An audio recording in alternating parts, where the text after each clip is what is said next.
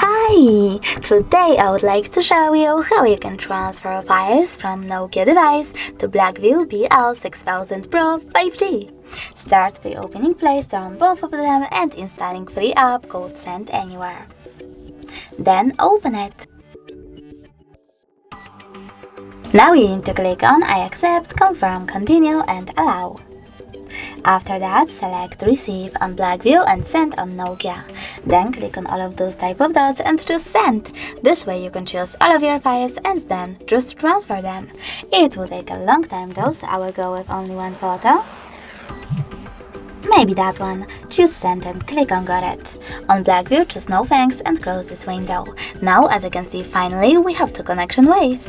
We can scan this QR code by tapping on this scanning icon here, choosing while using the app or only this time and pointing our camera at the code. But we can always just input this key over here instead and connect our smartphones by tapping on Receive. As you can see, after a while, I think, yeah, I have to correct myself, sorry, tap on Receive then, and after a while this time, my photo was successfully sent.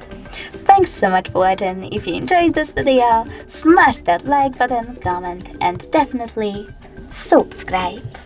Bye!